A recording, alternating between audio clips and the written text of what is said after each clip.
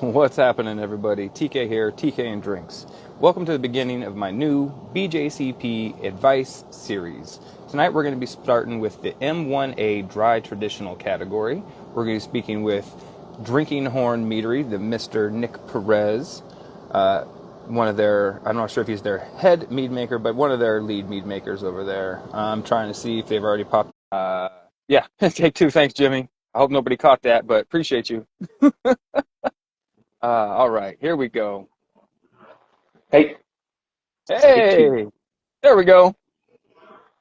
How's it What's going going? on? I'm doing good. How you doing today, Nick? Good. I don't see you yet. Maybe it'll take a second to buffer. Oh, yeah, hopefully that comes through there. Can you hear me okay at least? Yep, I can hear you. Excellent. Um, does it have my square up there? It's just showing like my image or something? Just black screen. Oh, that's unfortunate. Well, actually, that kind of probably looks better than what you would be looking at otherwise. So, um, yeah, so let's hope that comes through there and we'll get rocking and rolling on this. The important thing is everybody else can see both of us, I'm pretty sure. So, um, again, thank you for joining me. For those of you who are just getting logged in here, this is the TK and Drinks BJCP advice series for the BJCP style guidelines. So we're going to be meeting up with different mead makers over the course of the coming weeks and months and getting some advice from pros, home brewers, and commercial mead makers who have been uh, successful in their ventures and winning awards for specific categories and um, whatnot and through the BJCP series. So sorry I have some camera issues here, but I digress and we get back to this. So joining me tonight is Mr. Nick Perez, as I was saying, from Drinking Horn Meadery, and he's going to be helping us with the dry mead category. So go ahead and introduce yourself, Mr. Nick, and give us a little bit of background about yourself and your time there at Drinking Horn. Sure. So yeah, I'm Nick Perez. I work here at Drinking Horn Mead in Flagstaff, Arizona. Started here in, it would have been, I think, January 2021. Initially, I had some conversations with them in 2020, but with COVID and things going on, they weren't looking to hire people. They were really just kind of doing to-go sales only. So I started here in 2021. I've been homebrewing since 2009, primarily focused on beer. Started my first meads probably in 2017. Gotcha. Once I got my foot in the door here, it was, we're making probably two different meads every week, so hundreds and hundreds of different meads Yeah, under my belt at this point. So excellent. So I guess let's dive straight into this. And the sure. main goal of this series is to try to give out some tips, hints, tricks, any sort of advice for making, in this case, dry traditional meads. And I figure probably last like maybe 10, 15 minutes. I do have some kind of more um, meta type conversations. Where do we see competitions going in the future? It's more just thought provoking type stuff. But first, like, let's just start with what do you think makes a great dry traditional mead? Right. So I mean, I think there's a lot. I don't know, in terms of like the categories you look for, right? You have acid, sweetness, tannin. That's kind of the overall balance according to BJCP and judging guidelines. Um, I think for a lot of these questions, I might try to tackle them twofold, maybe one Sure. from the homebrew side of things, one from the commercial side of things. Perfect. Um, Commercially, I I don't necessarily think that dry traditionals sell the best. There's that stereotype that meat is too sweet, and that's why people don't drink it. But Mm, it turns out on the commercial side of things, the stuff that sells better is the sweeter stuff. We make a handful of dry meads, stuff that we do seasonally. We've got the traditional that we make. We recently just tweaked this recipe to actually change it from the dry scale into the semi-sweet scale, oh and now wow. we're noticing the sales have increased. Um, so I think, kind of in a nutshell, the I don't know, the highlight I would think of anything is that you want the honey to come through. And if you're going Yeah. to make something that's on the drier side, I don't know that necessarily all that honey is still going to maintain what you want out of it. Your flavor profile, your sweetness. Um, I think in the general sense of things, acid sweetness and tannin is probably what you're looking for. But Yeah. personally, on the homebrew side of things, I want what I spend the most money on, typically being the honey, to come through. So I typically try not to make things on the drier side because you're going to lose a lot of that character. And then it's like you're going to have to fortify or go back in there. If you're going to back sweeten, add some flavors, add oak. I try to eliminate having to add a lot of things after the fact. If I can just get that fermentation solid and healthy, I feel like everything else should stand on its own without having to do a lot of fortifications. I agree.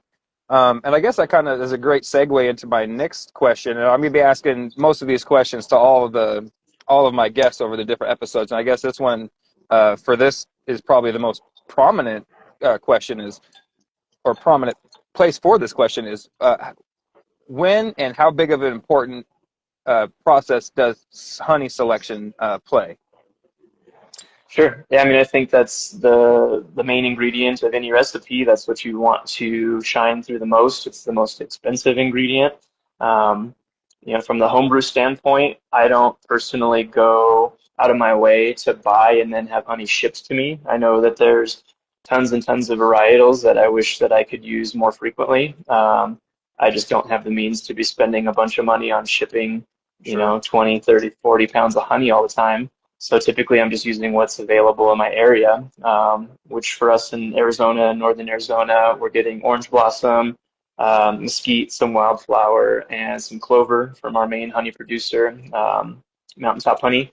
That's primarily what I'm using at work commercially. We're primarily using orange blossom. We think it's got, best floral notes, best flavor. It's not too strong in any aspect, Yeah. works well for our purposes. So it's not that we kind of go out of our way to do different selections and have to plan things. There are some one-offs that we do. We've worked with some mesquite honey in the past, and then this Nice. past year we had gotten some Miombo honey from Ethiopia.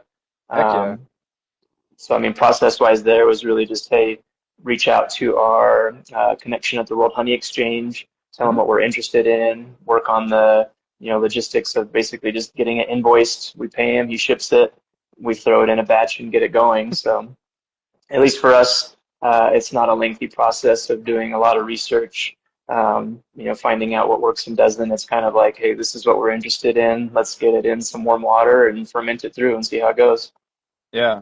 But in the dry traditional aspect, like all those nuanced characters, like that's when those really stand out. So if you guys are making, these your tried traditional out of an orange blossom honey, had you switched over to like a mesquite varietal or something, all those that terroir that comes from those different pollinating factors of the different plants and all that type of stuff is all really going to come through and shine in those different. Well, maybe not shine. The goal would be to shine in those different aspects.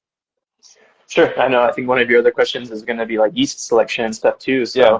So, it's if you're going to go through all the effort and work with the honey, you probably want to try to select a yeast that's going to complement that.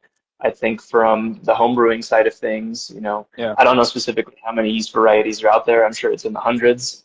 Oh, sure. It Yeah. can probably be a little overwhelming to know, hey, if I want to use orange blossom, what's going to be, the flagship honey to use for it?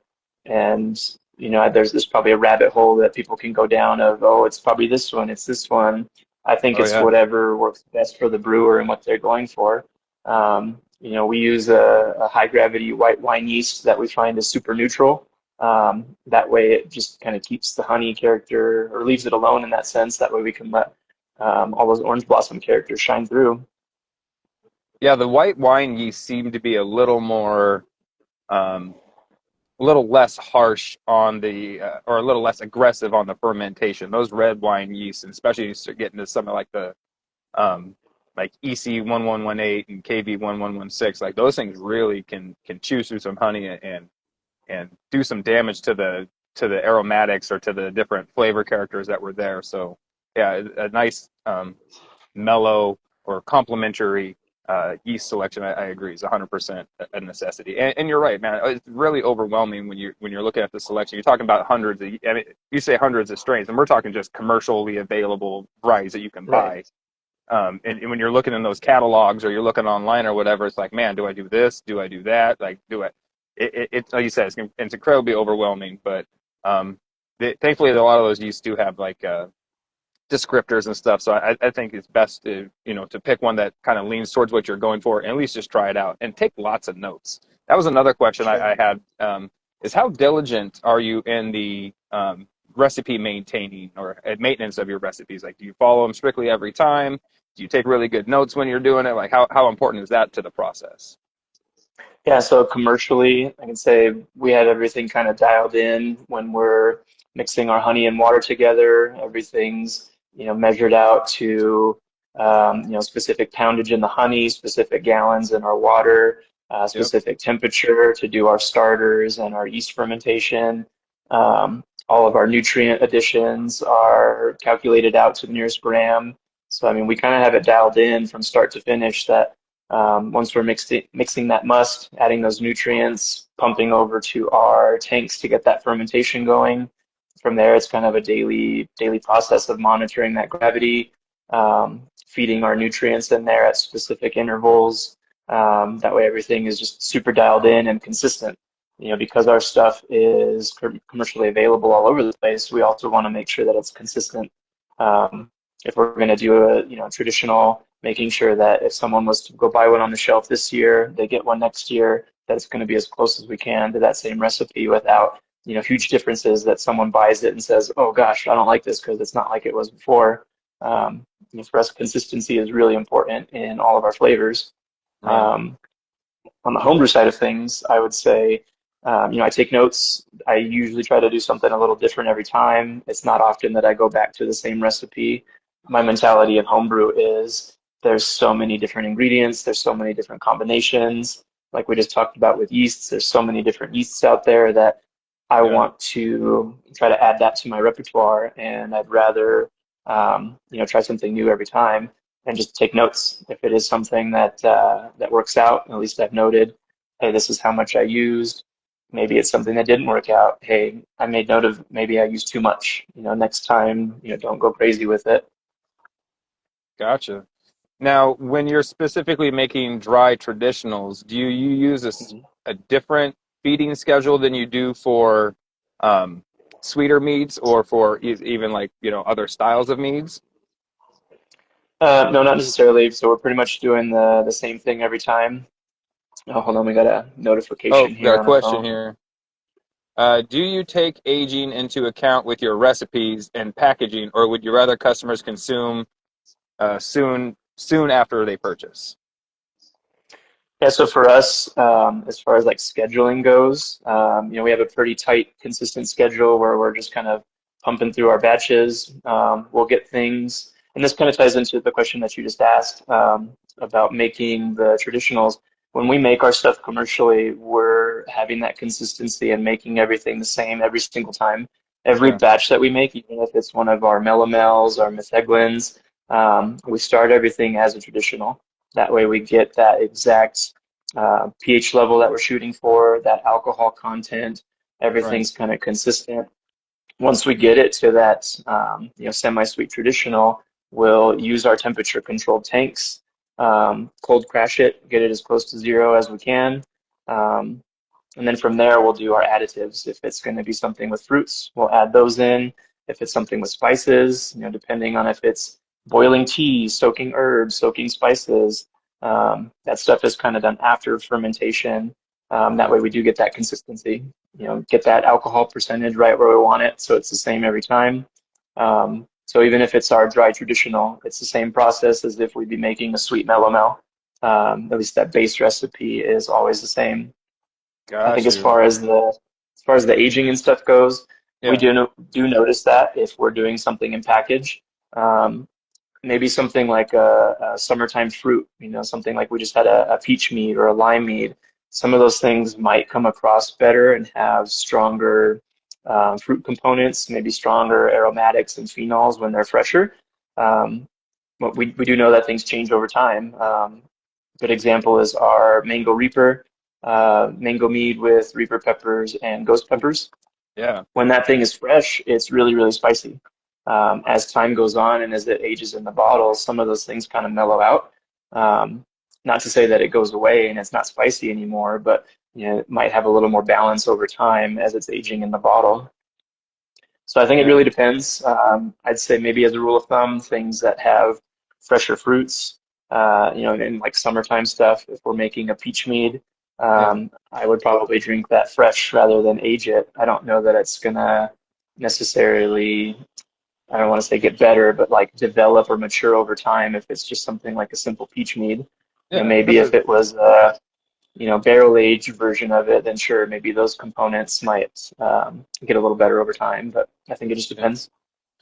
Yeah, especially with like you're saying with those softer flavors or those more nuanced flavors, the longer they sit without having like again, like you said, the addition of that barrel aging character or reasons for them to mature. It, Aging it doesn't necessarily benefit again with the softer flavors. Um, Sure. so for entering competitions and on the homebrew side, would you recommend or do you use like FT Blanc or like an Opti White or any of those tannic additives, body tannic? Right. Yeah, I'm glad that you sent me these questions ahead of time because I have never used those. I didn't even know what they were. Oh, I looked them up, saw, some of the stuff behind it. I mean, they all seem great in theory. Um, I don't want to necessarily say that, the stuff that I do for homebrew is like trying to be purist in a sense, but mm, I do also think that when I'm making something, I don't really want to approach the tools and techniques that people do in wine. I feel like there should kind of be that distinguishing difference between mead and wine. And if you start using all these additives that they use in the wine world, it kind of is like, well, what are you trying to make? Are you trying to make a wine that has honey elements, or are you trying to stick with mead? To me, I would rather go the natural approach and sure. just let the honey and that yeast do its thing. I think that there's plenty of components and flavors that you're going to get just from that fermentation.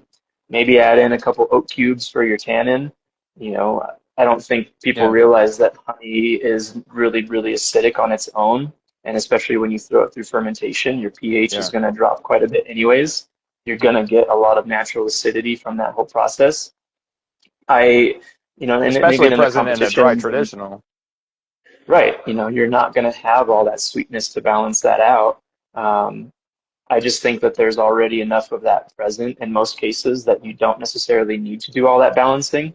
Yeah, And I think for people that do, you're trying to take something that's just super simple, right? Honey, water, yeast, but then you start adding in all these components like oak aging, acid balance, the additives that you're talking about, yeah, and I mean, in theory, they sound great, right? They are supposed to help with mouthfeel, soften the body, yeah, increase the tannin, maybe help with your aroma profile. That yeah, all sounds great.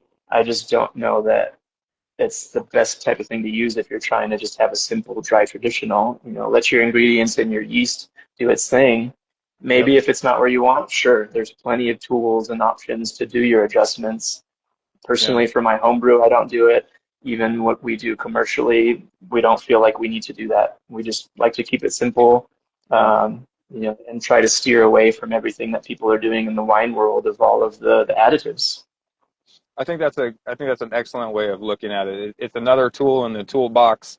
Um, Sure. and I I hate that the term purist comes with negative connotations attached to it. You know what I mean? It's just because I want to keep something and maintain it to a certain level of I don't even use the term purity, like an integrity, I guess. I don't think there's a good I don't think there's a good synonym there, but you want to keep it to a certain level. You want to maintain a certain style or follow certain guidelines or whatever, and then it gets kind of again this negative nuance attached to it.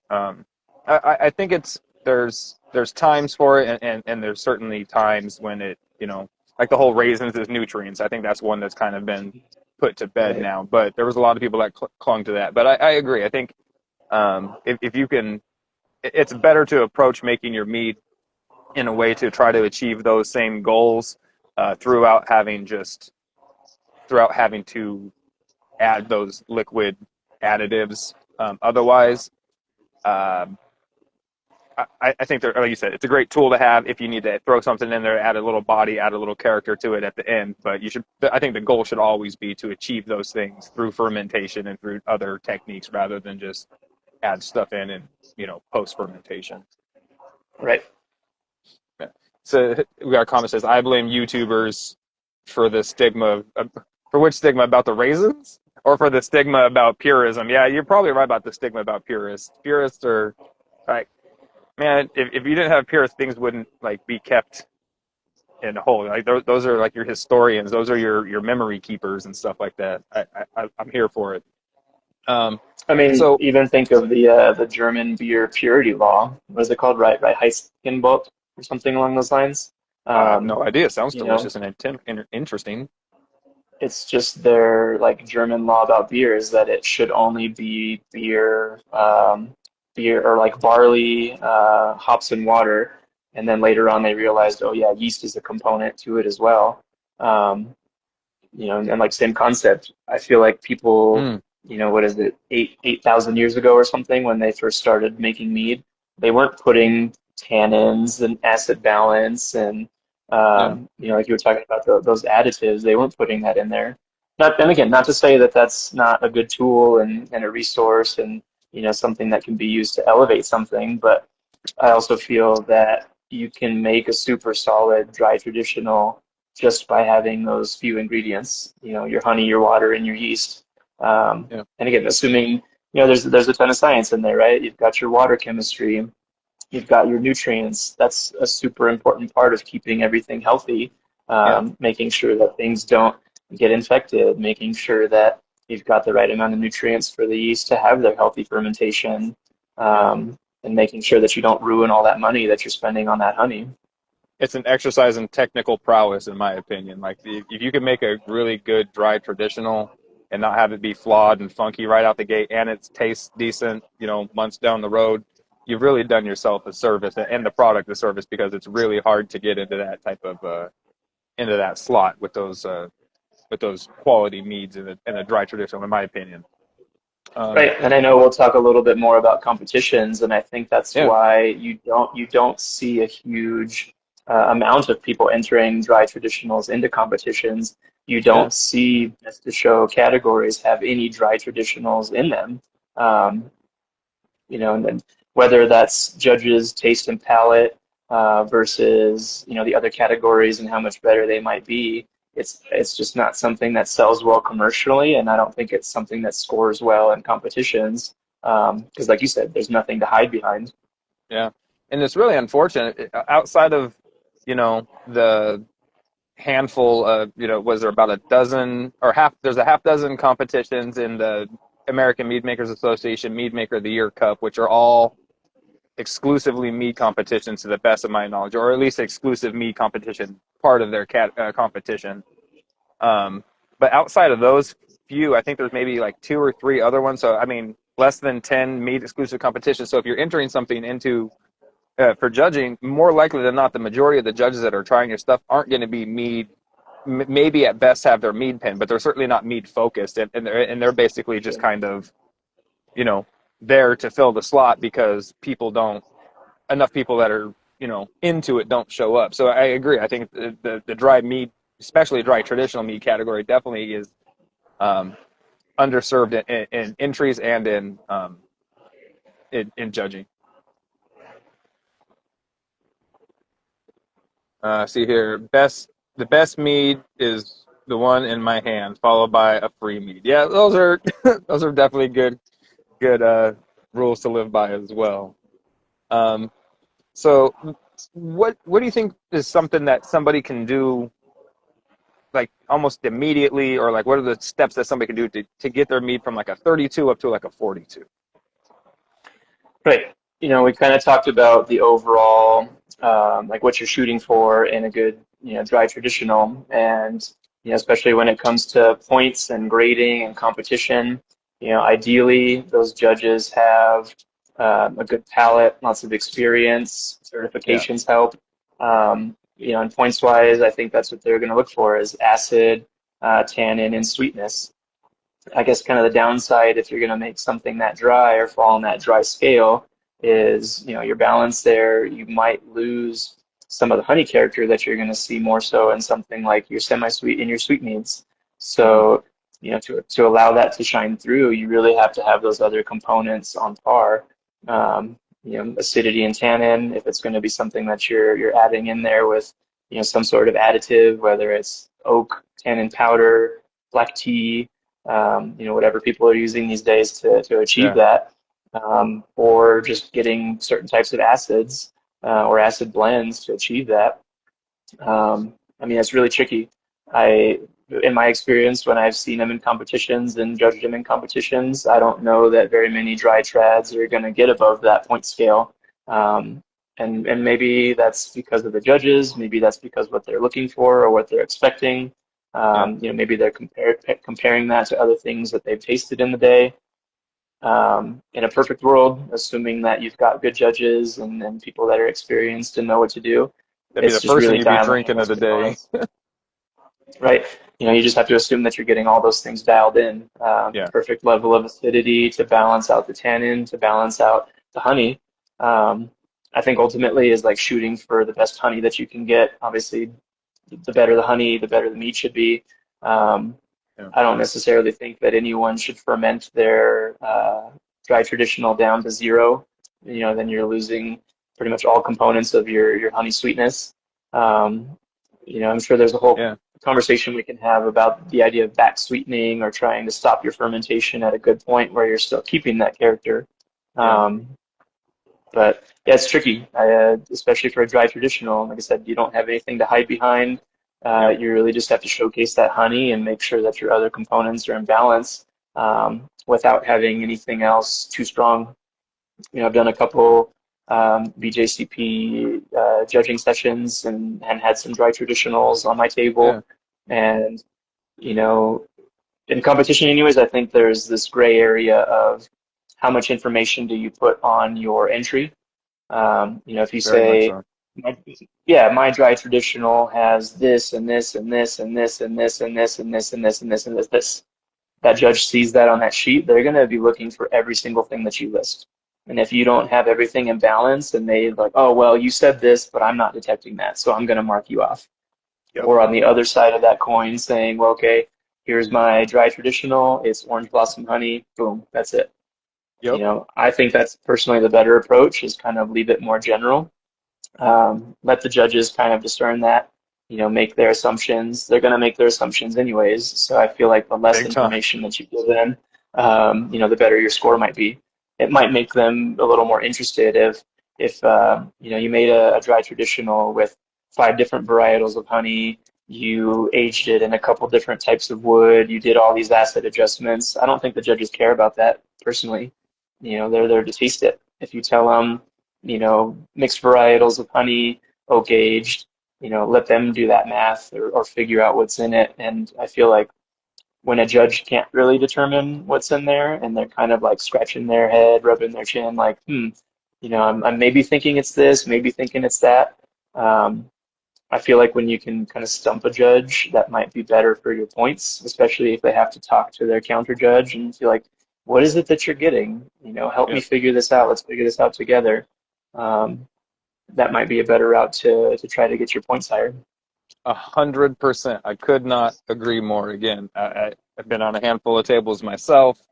Um, Less is more when it comes to descriptions. Like, if I understand you have to put a certain amount in there to meet, competition guidelines and everything. You got to list your fruits, your honeys, and all that type of stuff. But don't go anything beyond what's absolutely necessary. We don't want to know about the bountiful hills where your blueberries were picked. We don't need to hear about the treacherous journey that your Mayamba honey had to take across the ocean to get here. Like, just leave all that stuff out of it. Just the facts, and get it in and get it out, because I love the way you put that. When you can stump a judge, it does more for your points than it does if you go the other way, because you go the other way, people are, like you said, you're going to be looking for those things. Even if it's there, but their perception of it isn't like what they think it should be, then you're going to get freaking points taken away because you didn't meet that one person's. you said there was Palo Alto in this, but there wasn't enough Palo Alto wood in there, so I'm going to dock you points. Even though it's there, you should be Right. getting some sort of, just, hey, acknowledge that it's there, a check mark thing. So, yeah, I think you're right. Looks like you got a What question about tables what have you tables been we've been on? on. Hey, I've danced on a Coyote Ugly bar top once or twice in my life, but I digress from the meat conversation. Where do you perceive balance, um, yeah, how do you perceive balance within the dry traditional style? Is it a balance in like perfect unity? Is one of the triad need to be a little bit higher or lower, or where do you feel that should be at for a dry triad? Sure. I mean, again, in my homebrew and even what I do commercially, we don't do acid balance. We don't do a lot of oak aging to get that tannin. I think what's most important when you're making mead is the honey. Whether we're going on the dry side, the semi-sweet side, or the sweet side, I feel Yeah. like that's the main component of what you should be trying to elevate the most. And again, it's your most expensive ingredient. I don't know why someone would spend hundreds of dollars on honey, ferment it all the way through so that it's so dry that you're not really tasting that, and then add all these other things in there like acid and oak to mask that because it's supposed to be balanced that way. Yeah. I think that's when you're approaching, again, the wine world. I think a lot of people have more experience in wine. It's a much bigger industry. The judging criteria, I think, is based on a lot of that. A lot of those Mhm. components, I think, are pulled from the wine world. And I think there should be a little bit more separation in that.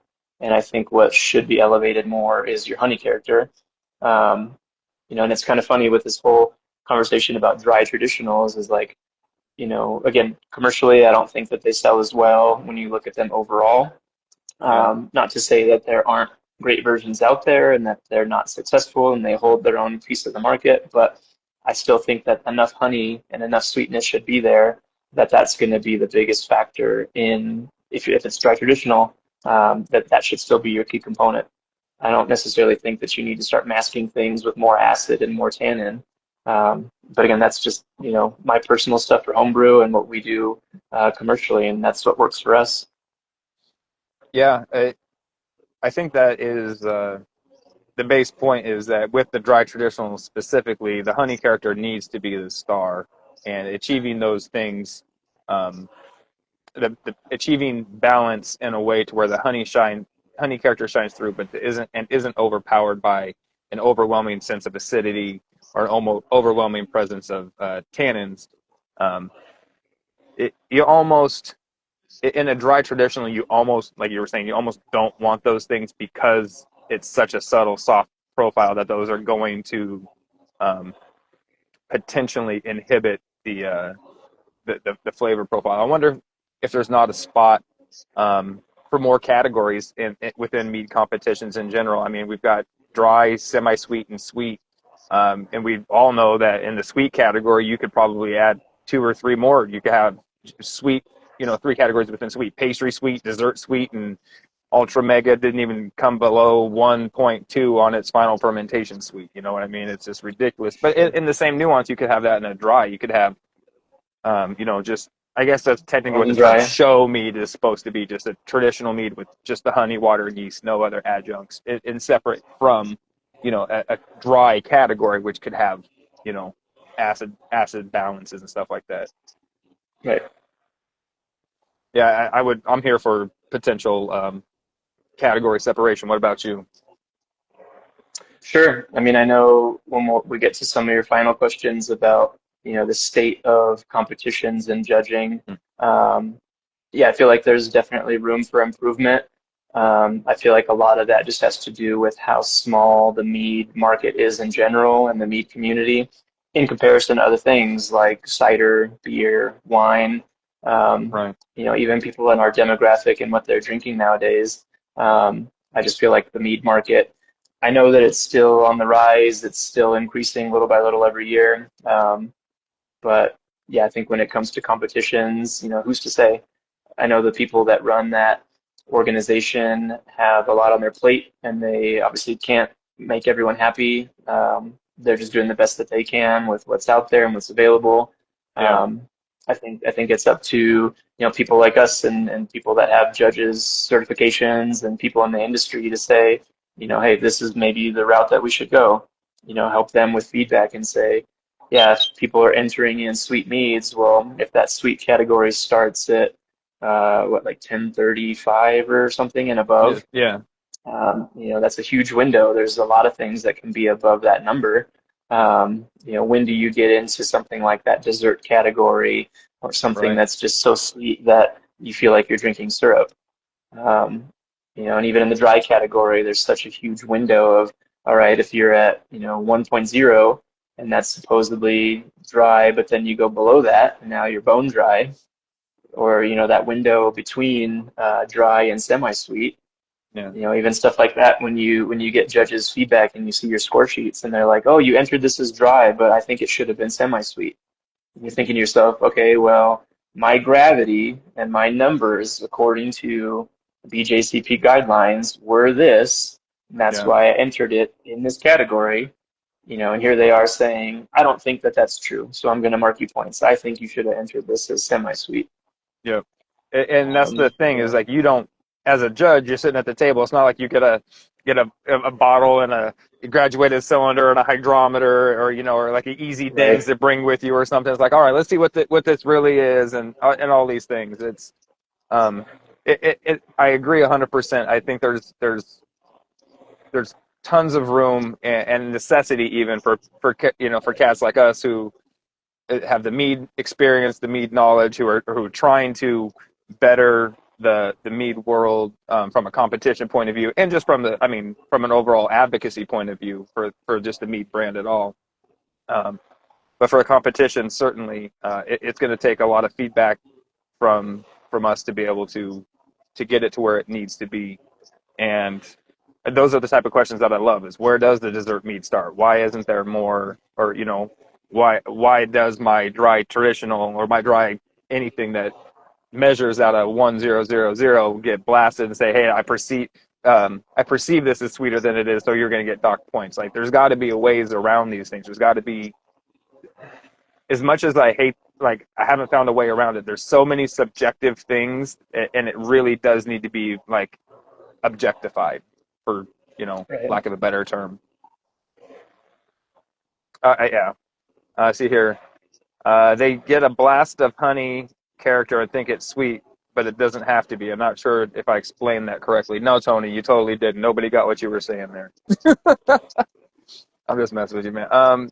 Yeah, you get a blast of honey. I'm assuming you're just talking about in a mead that is being perceived as sweeter than it really is, just because they get this initial rush of honey flavor or honey character. From like, oh man, this must be sweeter than a dry because it has that type of character. But a really nice, well crafted dry traditional is gonna have that honey character to it, Yeah, or or should should. anyway. Yeah, 100%. Um, So yeah, I mean, I guess expanding on that state of mead comps, that do you think meaderies that are consistently out there winning, or even homebrewers that are, for lack of a better term, metal collecting, should those guys kind of step aside and like make more room for up and coming people, or is it that there's so few people already entering these competitions that having those veteran mead makers helps bolster and validate, for lack of a better term, the competition? Right. I mean, I can see it from both sides. If the people that are constantly entering and constantly winning, a lot of those, well, I wouldn't want to say a lot of them. I feel like there are quite a few that are big enough that it's almost like a pay to play mentality. Mm, Commercially, it's really expensive to enter those competitions. Um, yeah, if you want to enter, a handful of meads and maybe one into each category, you might spend $700 in registration fees, the cost of yeah, your product, and shipping to send it out there. And I could see that being a great thing because then obviously you're competing with people that have the money to do so. That probably means that they're a well-established meadery, and that they think that their product is good enough to compete with the best of the best. And in that sense, yeah, great for them. On the other side of that coin, yeah, it probably does prevent people that are newer in the industry, smaller meaderies, may not have that sort of advertising or marketing budget to enter very many things if it's going to cost them several $100s, and loss of product to send out to a competition. Um, However, if they win, great. Now they're going to get that advertisement. They're going to say, hey, I beat out this company that's been in business for 20 years and has 100 medals on the shelf. Yeah. Um, it can be really great advertising. I know it's a really competitive, scene to be in. I think Yeah. same for the homebrew side of things. You look through a lot of those big homebrew competitions, and you're going to see the same names over and over and over and over. Um, I don't think that they should necessarily stop. I think that that's just going to help other people try to get better. Yeah. Even in our local homebrew club, you want to have people that are great at what they do so that you work harder to beat them. Um, Hopefully, in that sense, you're going to also be able to get advice and get that feedback and work to make things better. Yes. I don't necessarily see that being a thing that in the homebrew side of things, it's not very, I'm winning, I'm going to keep to myself, I'm not going to help anyone else. I think Oh, that very much the so. people that are, I think the people that are in that community are very willing. There's Discord channels, YouTube channels, all these different group chats and ways that people are so willing to help everyone that's out there. People Absolutely. have questions that everyone's got answers. Uh, Facebook, I don't, that may not be the best place. I know everyone's got their opinions on there, and sometimes people get into arguments about smaller things, but Yeah. I know that there are a lot of really dedicated channels where people are just there to help and not necessarily put their opinions first. Um, Very much but so. yeah, I see both sides of that coin. I don't know that there's a definitive answer of, should the people that always win stop? I don't necessarily think so. Yeah. Does it make it harder for the smaller people to get recognition? Sure. It might just make them work harder to make something that can compete and get those points. Yeah. On the commercial side of things, it might not be what everyone purchases, especially when you start looking into costs. Um, I'm sure you've seen meads on the shelf. You have your entry level, simple ingredient, simple price point. Then you're going to have something that's got 15 ingredients and has been aged in 6 different barrels for 25 years. And, at one Delicious. point, yeah, at what point do stop making something that everyone can afford and enjoy, and you're starting to make something that's like top shelf, super exclusive, only a handful of people can afford to purchase it. Right. And the amount that you're getting is probably 10 ounces. And what are you going to do with it? Give a thimble to all your friends and hope that they share something of equal value. Hey, we all like a $200 187 bottle. Don't get me wrong. God, those are so hard to swallow. I mean, like physically, like actually drink it. It's like, well, here goes $40 in a swig. And you've purchased bottles at that price point? Ooh, I have not purchased a $200 187 before. I think probably my limit was I paid a ooh, it wasn't even $100. I want to say it was like probably $89 for a bottle of uh it was a barrel aged framboise from Superstition, and it was underwhelming, especially for the price. Like I like the cats over at Superstition. Like as people, they're nice, but like I think they fall in the same bucket as Shrams. Unfortunately, they get a lot of hype. There's a lot of price. I mean, a lot of their stuff is really good, and some of them are really worth those prices. Some of them not so much. I feel like the hype train has really done a number on those ones.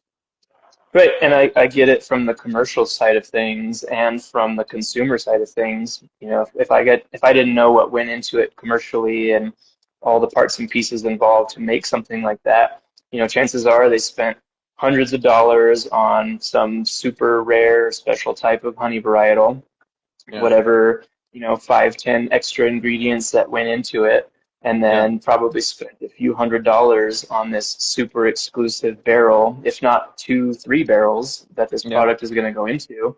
And by the time it's all said and done, maybe they started with 33 gallons, and by the time they account for loss, maybe filtering, going through packaging, and you end up with 100 bottles, and you have them in, 187 milliliter sizes. How much Yeah. as a business do you need to charge to, Recoup at all that cost, money. right, and make a profit? Yeah, yeah, So because we're now not doing this I for get, charity. right, I get what goes into it. Um, and I've had a lot of their stuff too, and not just that brand, but tons of brands that do a lot of things in barrels. And to me, I think barrels just mean more cost. Sure, there's a lot of flavor to them, but um, I just wish there was a way that you could get some of those flavors without putting it in a tiny barrel and raising that price through the roof to where now it just isn't affordable. I Yeah. think my limit on any bottle of mead, when people were still making them in 750 mils, probably $80 is the most I've Yeah. ever spent on something that fancy. I see stuff here in Arizona on the shelf that just collect dust because they've been Oh, sitting there so long, absolutely.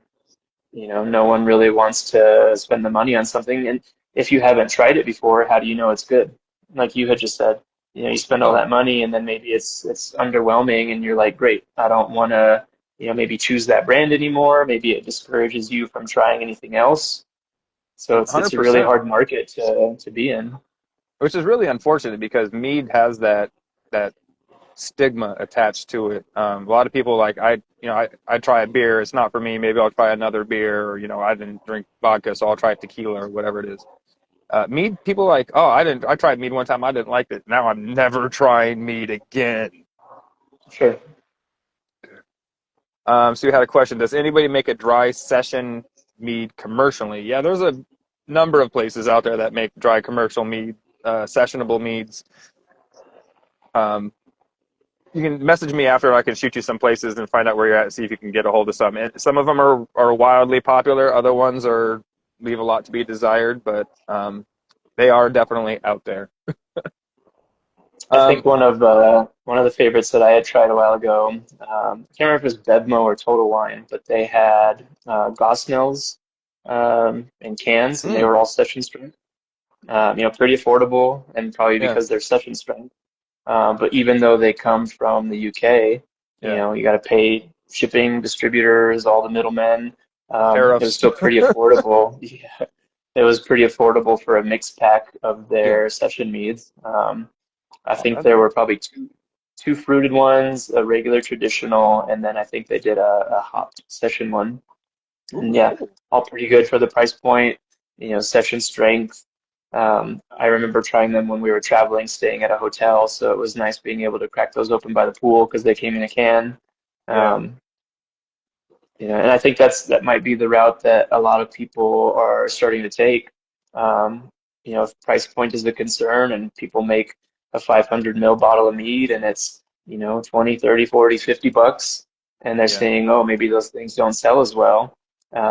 I think people might start to pivot into things that are more session strength because now you're reducing your cost. Keep the alcohol down because maybe people aren't trying to get messed up on a 15% mead that they can only have one glass of. yeah. If I can go to a bar and sip on a gigantic mug of mead that's 4% and I can have that all day, I'd go to mow the lawn and have it too.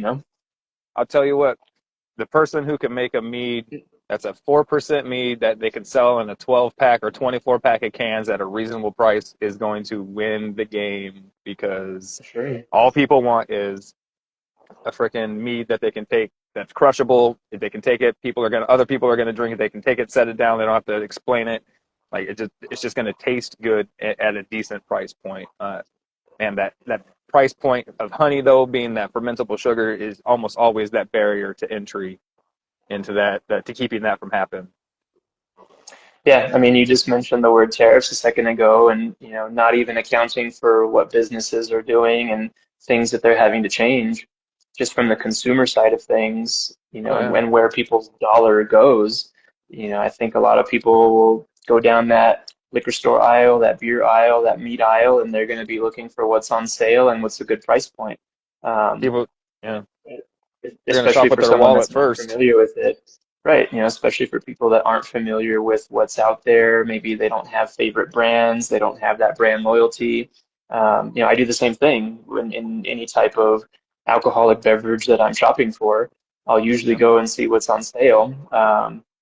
Try that out. If it's like a certain product that I like, I'll be like, cool, I like this. Now maybe next time I'll splurge a little more and maybe try something that's supposedly, better quality if it's more expensive, but maybe Yeah. the more affordable version is the one that I like more. So Yeah. branching out, trying new things is important.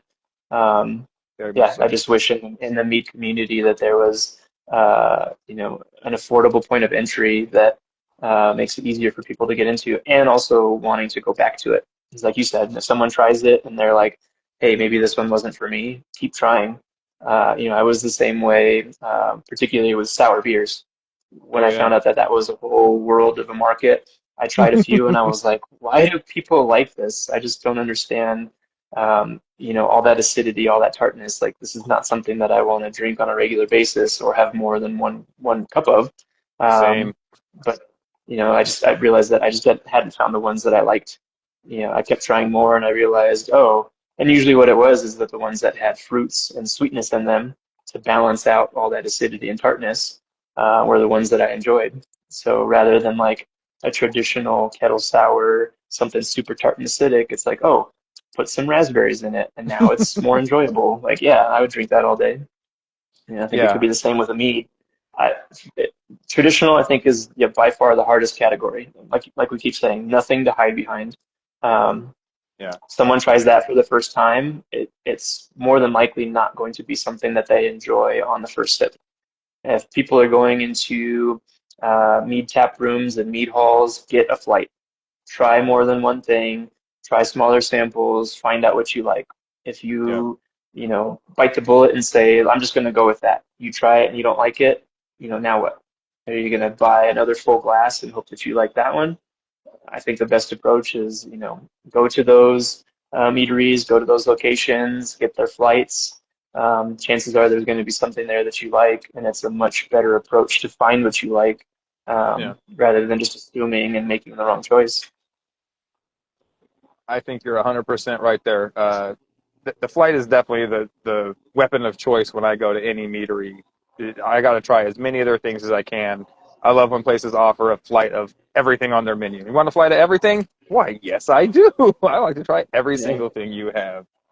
Because there can be such a variety of different, or such a wide difference in their varieties between their different styles and everything. So definitely trying more is better. And being in Arizona where you're at, I'm formerly in Arizona, and um, some of these other locales like Southern California, whatever, Seattle area, you get kind of spoiled because you have a variety of meaderies to choose from. You can go to places like Bevmo or Total Wine or whatever, and get not only places that ship internationally, or ship on a wider distribution scale, but you can also pick up those local spots. Unfortunately, there's so many places in the country that don't have access to that type of stuff, and all they can get is Dansk Mod, or if they're lucky, they can get maybe somebody who's regional to distribute there. But yeah, if you Sure. can go into a shop and buy something off the shelf, consider yourself very fortunate. Yeah, or even the whole Vino shipper world and what's Yeah, available online. I think now we're at like 37, 38 states, somewhere in that range, and yeah, it's a great way. Like I package 100%. most most of those orders and see them go all over the country. But I also see the cost that someone has to spend on shipping, and Yeah, I get it, right? There's alcohol, the government's involved, there's taxes, there's shipping. Obviously, these companies want their cut of handling it yeah, and insuring it, making sure that if it gets damaged, it's going to be covered. yep, Um, I think that's also a great way to try it, especially if someone lives in an area where there's not many choices, which I'm sure is the case for most people. There's probably not a mead hall or a mead tap room down the street from you. That if you were to, want to get something and it's not even available at the liquor store, you might have to go online. Maybe make it a process of, hey, once a month I'm gonna choose a different meadery somewhere in the U.S., order a package from them, and chances are there's going to be something super unique, some random honey varietal that you've never heard of or isn't anywhere in your area. yeah. Um, and chances are it might be something that you really enjoy. That's exactly how I started doing what I was doing. I started throwing darts at a map, say, all right, who am I going to buy from this time? And living in Arizona, I was fortunate enough to be able to buy there. Now I'm living in Virginia, and Virginia is one of the states that is not in those 37 or 43 states or whatever it is that you can ship to. It really stinks. Sure. And it threw a whole freaking monkey wrench in my works. It sucks so bad, so bad. But yeah, so anyway, I definitely highly encourage it, and that's a great way to do it. You're right. The way I always try to explain it to people, if you're going to buy something off a Vino shipper, expect to spend about 1 to 2 bottles in cost in shipping. So, if your bottles are, $30, 25, $30, expect to spend about $30 in shipping for that package. That's if, and a lot of places are courteous enough to, if, you buy 6 bottles, you get like a half case discount, or if you spend over $150, you get free shipping or whatever. So definitely look for those perks and benefits out there when available as well. But yeah, Yeah, or buying even what I've done is go in with someone. If you have some even friends better, that you drink with, say, hey, let's go in on a case. Chances are there's some sort of case discount, and all of 100%. a sudden that $150 box of mead is a little more palatable if you're going to split it with someone. Yeah, I've done that one of the places I worked. I said, hey, I'm buying some meat from this place. I walked around and gave it out to everybody, and it went from like a 4 bottle purchase to like a 14 bottle purchase, and that definitely helped out that meadery as well. So, that's a good. I like what you're saying there, Nick. You're saying that people should go around their workplaces like you're taking your kids cookie orders or Christmas wrap orders, and just take orders and build up big bundles and order from meaderies. I love it. It's such a great idea. Yeah. Just print out a little form and say, hey, check the box that you want. I'm not leaving unless you check something. Almost just hold them at hostage for it. I love it in a Right. friendly coworker type of way. We're definitely approaching that 9 o'clock mark. Do you have a minute for a couple of these thought questions, real quick? Yeah, sure. Um, so, what do you think about removing historical names from mead categories? I know that you guys have a mead specifically called metheglin or metheglin, and there's piments and sizers, and there's a lot of different names or historical names, traditional names for these categories. Do you think it would be better served to get rid of those and just call things by what they are: grape meads, apple meads, fruit, or spice meads, just for to help remove like a barrier or some sort of, I don't call it gatekeeping, but that particular knowledge level being required to participate? It's a good question. I guess it depends on which side of it you're looking from. I feel like if it's from a judging or a competition standpoint, the people that are doing that should be or probably are familiar with those terms, that it's not going to Sure. make a difference to them. Right. Um, excuse me. I feel like for a consumer, though, yeah, sure, if someone sees Sizer, Pyment, Metheglin, um, Dwozniak, some different term on the shelf, Yeah. it's probably going to be really confusing for them. Um, but then you get into the weeds of, well, what is the government allowing you to say on that label? If it's something that you can buy commercially, what verbiage are you allowed to use? If you Mm, say, oh, this is a berry mead, a fruit mead, a grape mead, yeah. with these ingredients, I think there's a tricky balance of what someone might want to do versus what they're allowed to do. Um, yeah, I think in general, yeah, it would be nicer if it was a little more simplified for the average person. Um, just for the consumer standpoint, you go and look at something on the shelf and you say, uh, hey, what's this sizer? Oh, now I gotta look at the bottle and it says, oh yeah, mead with apple. Like, okay, why don't they just say mead with apple? Right. Um, I'm sure that there could be a lot of simplification, but I think that it's probably the bigger conversation of how do you change the government restrictions or the wordage on what you're allowed to do. Yeah. Without getting lobbyists involved, and TTB regulations changed, and cola regulations changed. Cola is the label authorization people. Right. Without advocating and lobbying for those types of changes. Um, it might just be lip service at that point, because you could tell people what all you want, but if it's on your bottle different than what you're selling it to people as, that's going to cause even a greater barrier of confusion. So um, yeah, I'm here for them removing it, certainly on the homebrew side. And I agree, though, on the commercial side, it's probably going to be a little more difficult than that because of, red tape and governing bodies and regulations and whatnot. Yeah, and it's like, where does the government organization get their sort of precedent or their restrictions from? If Yeah, they say, well, if you want to make an apple mead, you're supposed to call it a sizer. Like, who says? Who's the original sort of, or what document says that that's supposed to be the case? Why can't you say, it's an apple mead?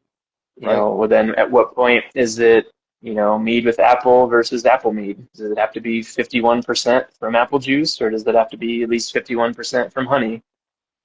Very I much feel like there's so. just a lot of gray area that unless they kind of open up those restrictions and make it a little easier, I don't know that we would see a change. And it probably just takes people in our industry, people like you on social media that can educate those people so that they know what's going on.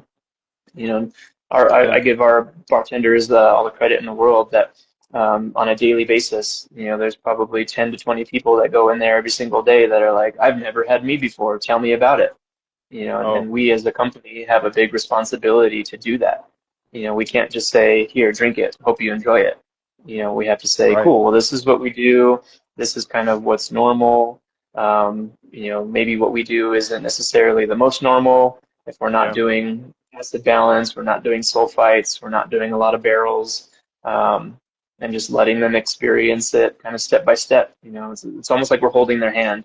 Hey, this is what we're making. This is what it's called. And they're like, piment, what does that mean? Oh, it's like a wine, Yeah. grapes and honey together. So yeah, Yeah. I think bartenders, social media people, your homebrew clubs, people at your liquor stores and your beer stores, everyone kind of has a responsibility to do that education.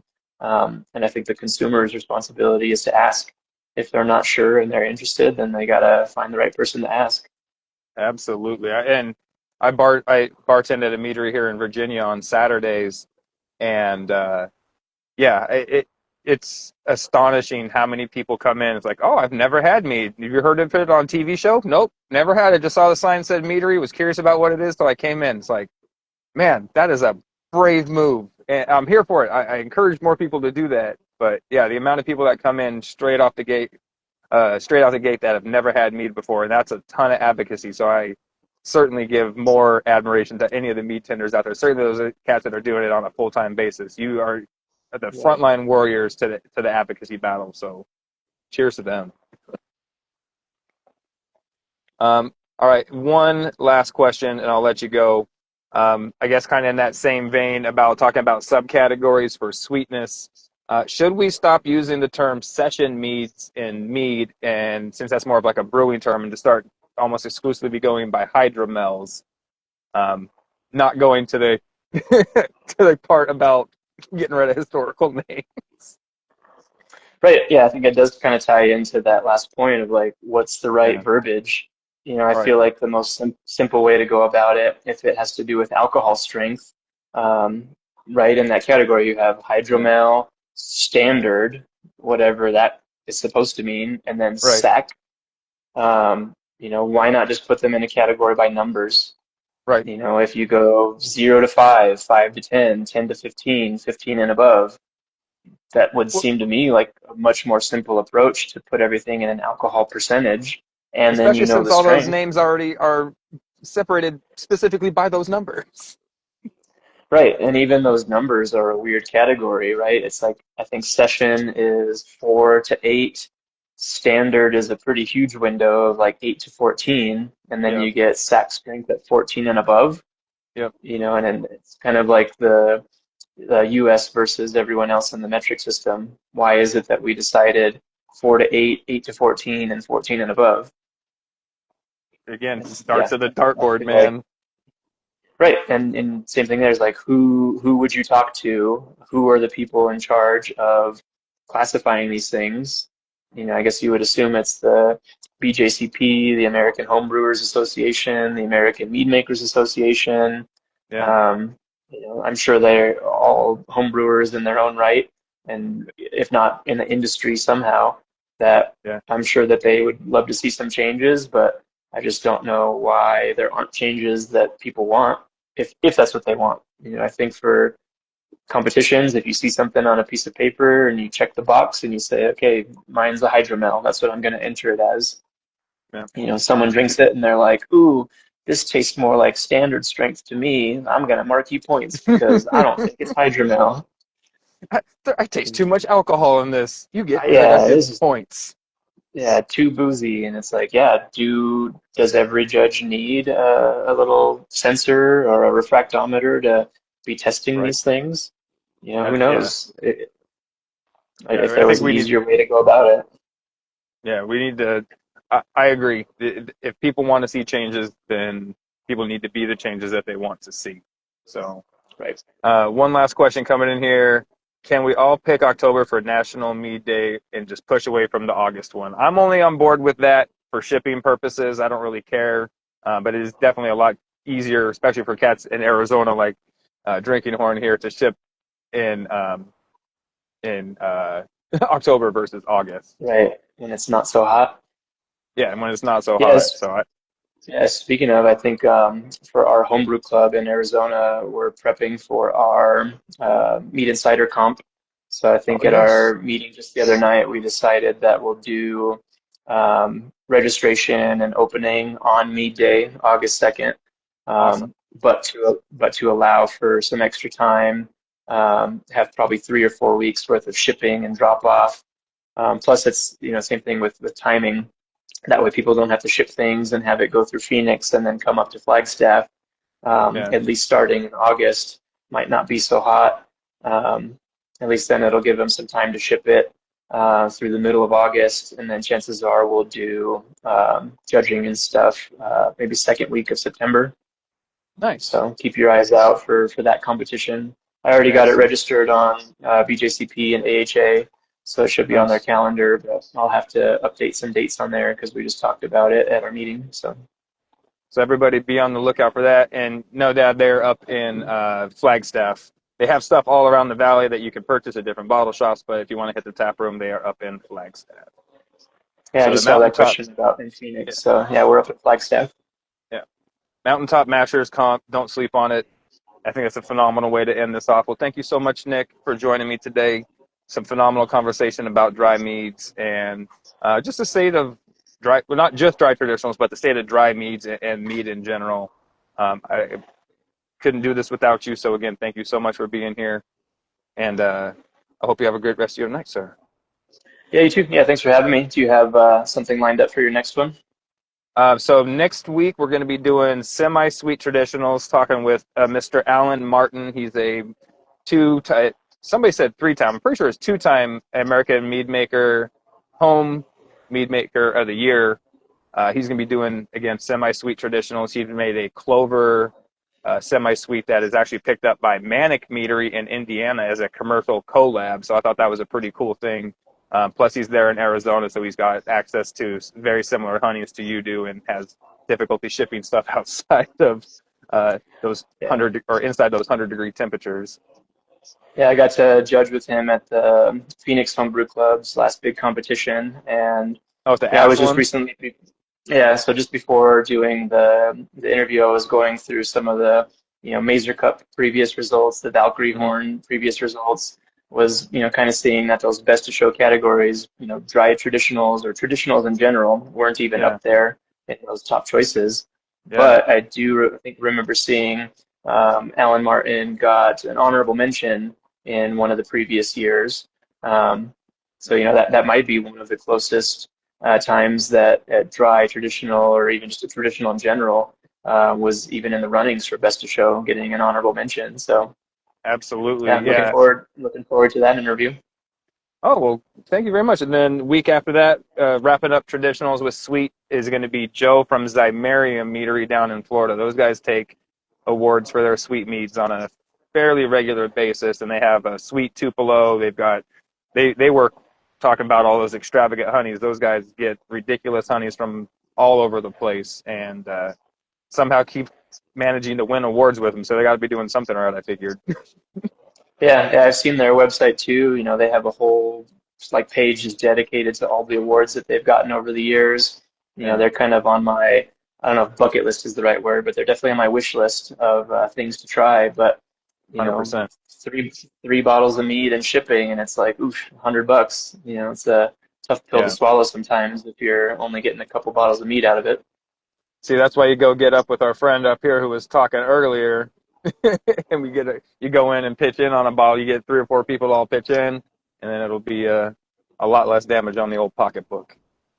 Yeah, I'll have to chime in with him and be like, all right, I'm gonna hold you to that. You know, if shipping ends up being $150, then we'll You're see what he in. says. Exactly. Well, again, great interview tonight. I agree with everybody down in the chat. Um, Anybody who is out there and interested in trying drinking horn stuff, the website's up there. They are on the Vino shipper, shipping to 30 some odd, close to 40 states, 36, 37 states. And they're retooling their recipe from their dry traditional to that semi-sweet. So go give that a purchase.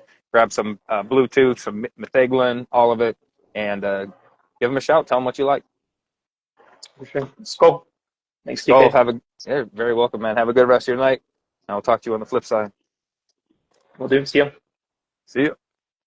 Right. Well, thank you everybody for joining in and watching tonight. As I said, next week. Now they're in New Mexico too. Yes. Next week I'll be talking with Alan Martin for semi-sweet traditionals. The week after that, we're going to be talking with Zymarium Meadery for Alan Martin for semi-sweets next week. Sweet traditional with Zymarium Meadery the week after that. Followed up by Sizers with Maniacal Mead Company, Pyments with Manic Meadery, M2C Berries with Ken Schramm if everything goes as planned, Stone Fruits with Blacksmith Meadery out of the UK. Now, they don't necessarily follow BJCP guidelines, but they definitely are into the mead competitions and have made some award-winning meads. M2E Mellow Four Fires Meadery, M3A Fruit and Spice Off Balance Meadery, M3B Spice Herb and Vegetables. Going to have a double header. We're going to have Lost Cause and Birmingham Meadery both on that one. So it's going to be a Billy Belts John Talkington combo. M4A Braggots. We're going to be joined by my buddy Brick from Brick Tyrannin Beer Hut. That dude is a master at making braggots. Um, Historical. Still don't have anything lined up for historical. Hopefully, I can pull a rabbit out of my hat. Experimental meads. We'll be talking with Funktastic.